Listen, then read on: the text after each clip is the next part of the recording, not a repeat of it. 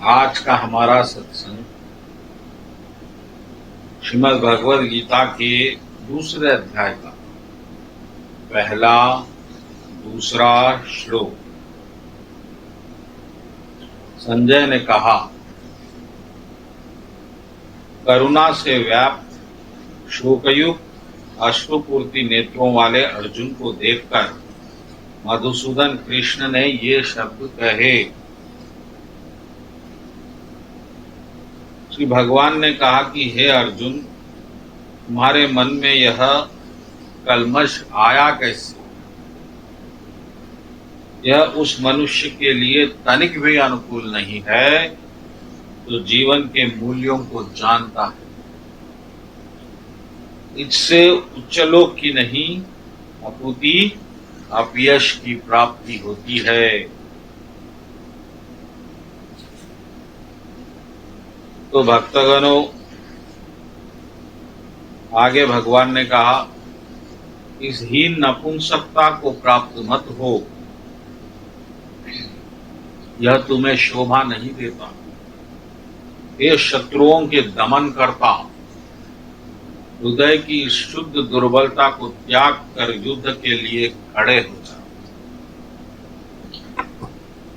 अर्जुन एक महान योद्धा और एक महान चरित्र वाला एक पात्र है, और इससे भी महान उसका गुण है, वो कृष्ण का भक्त है। और पूरी दुनिया कृष्ण अर्जुन के तरफ देख रही है कि अर्जुन का पराक्रम धर्म की विजय का कारण बनेगा। और युद्ध का केंद्र अर्जुन पर है, और अर्जुन भगवान कृष्ण के साथ है। और भगवान के साथ रहते हुए भी अचानक अर्जुन का हृदय करुणा से भर गया।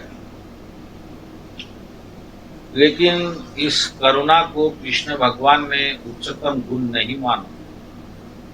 कृष्ण भगवान ने इसे दुर्बलता माना, और भगवान कृष्ण ने कहा कि अर्जुन, तुम इस हीन भावना को कैसे प्राप्त हो गए हो जो जीवन का मूल्य जानते हैं? तो बड़ी गंभीर बात भगवान ने कही कि जीवन का मूल्य क्या है और हम क्या उसे जानते हैं, और हम किस तरह से जानते हैं। इन सब बातों को भी जानना जरूरी है। तो जीवन का मूल्य इतना बड़ा है कि ये मूल्य अमूल्य है। ये प्राण दुनिया की सारी संपदा और दुनिया की सारी ताकत भी किसी के शरीर में गए हुए प्राण को नहीं ला सकती। इतना मूल्यवान शरीर है,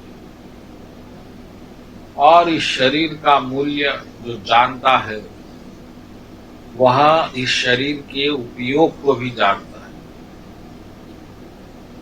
वरना अगर आपको नहीं मालूम है कि शरीर आपको किस लिए दिया गया है, तो फिर आप एक सामान्य जीवन जिएंगे और मात्र पशुओं की तरह जिएंगे, क्योंकि पशुओं के पास भी जीवन है।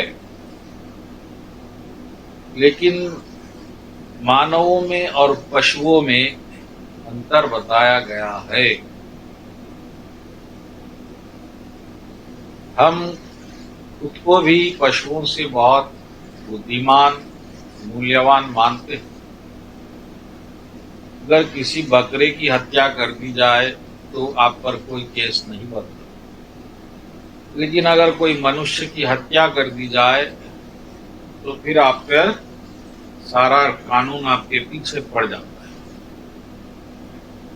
तो क्यों?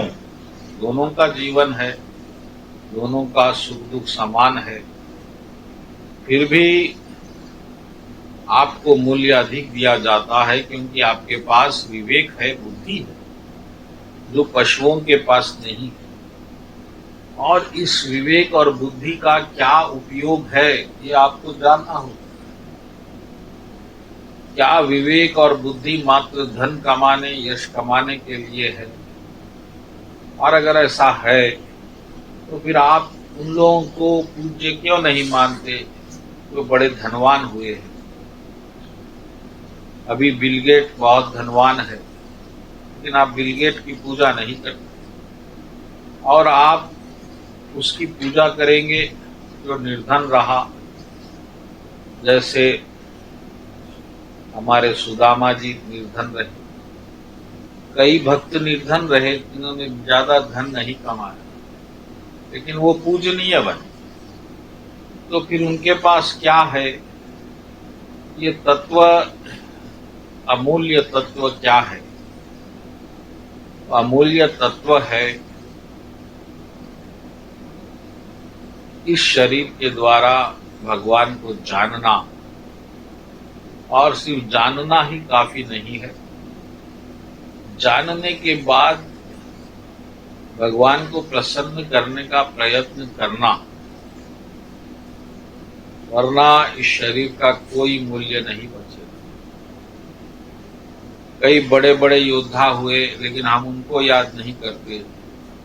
आज अर्जुन का नाम बार बार लेते हैं, इसलिए कि वो मात्र भगवान कृष्ण से जुड़े हैं। अगर वो कृष्ण से नहीं जुड़े होते तो आज इतिहास में उनका नाम इतनी बार नहीं दोहराया जाता। तो भक्तगणों, भगवान कृष्ण अर्जुन की इस करुणा को व्यर्थ बताते, क्योंकि ये करुणा निष्काम भाव से नहीं पैदा हुई। ये करुणा पैदा हुई आसक्ति से, और आसक्ति का मूल कारण है अहंकार। अर्जुन ने इससे पहले कई युद्ध किए, लेकिन अर्जुन ने कभी भी शोक नहीं किया, ना उसे उस वक्त करुणा आई।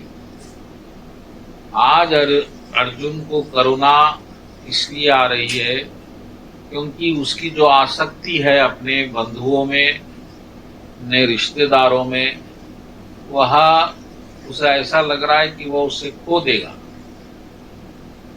तो भक्तगणों, कृष्ण भगवान ऐसा मानते हैं कि ये व्यर्थ हृदय की दुर्बलता है और हमें इसके आगे नहीं झुकना चाहिए। जहाँ कर्तव्य की बात आती है, जहाँ धर्म की रक्षा की बात आती है, और इससे भी ऊपर जहाँ प्रभु की मर्जी की बात आती है, तो फिर हमें इस तरह से ये व्यर्थ के दुर्बल भावों को अपने मन में आश्रित नहीं करना चाहिए। यही भगवान कह रहे हैं अर्जुन को। और ये बात सिर्फ अर्जुन की नहीं है, हमारे हर व्यक्ति के जीवन की है, क्योंकि हम भी कई चीजों से आसक्त हुए, कई दुर्बलताओं को प्राप्त हो रहे हैं, और हम इतने दुर्बल हो गए हैं कि हम कोई सही निर्णय भी नहीं ले पा रहे हैं जीवन में। हमारे को बस सिर्फ आसक्ति ही दिख रही है, और यह आसक्ति बहुत बड़ी रुकावट बन चुकी है हमारे परम लक्ष्य की प्राप्ति पे, क्योंकि हमारा मन जो है एकाग्र नहीं हो पा रहा है लक्ष्य पे, इन आसक्तियों के कारण। और कृष्ण भगवान कह रहे हैं कि जो जीवन का मूल्य जानते हैं वो आसक्त नहीं होते। इसीलिए अर्जुन, इस दुर्बलता को त्यागो, ये भक्तों को शोभा नहीं देती। भक्त तो भगवान की बात निभाने के लिए आए हैं। इस तरह लक्ष्मण जी का विवाह जभी हुआ था, लेकिन जब राम जी वनवास को गए तो लक्ष्मण जी ने एक क्षण भी नहीं सोचा कि मुझे अपनी नई नवेली पत्नी के साथ रहना चाहिए, बल्कि उन्होंने ये निर्णय लिया कि वो राम जी की सेवा वन में रह के करेंगे। तो ये जो लक्ष्मण जी का निर्णय है उस वक्त उसी क्षण तो वो किसी दुर्बलता को प्राप्त नहीं हुए, और इसीलिए आज राम जी के मूर्ति के साथ लक्ष्मण जी की भी मूर्ति आपको मंदिर में दिखती, क्योंकि उन्होंने उस सेवा भाव को महत्व दिया, ना कि हृदय की तुच्छ दुर्बलताओं को महत्व दिया।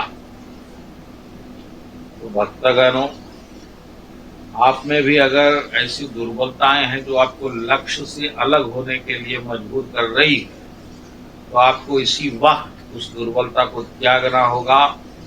और हमारा लक्ष्य है भगवान की प्राप्ति। तो भगवान की प्राप्ति में तो ये आसक्तियां बड़े बड़े रोड़े हैं, बड़े बड़े दुर्गम पहाड़ है, और आपको इसके लिए कभी झुकना नहीं होगा। यही है आज के श्लोक का सत्संग। बोलो कृष्ण कन्हैया लाल जी की जय।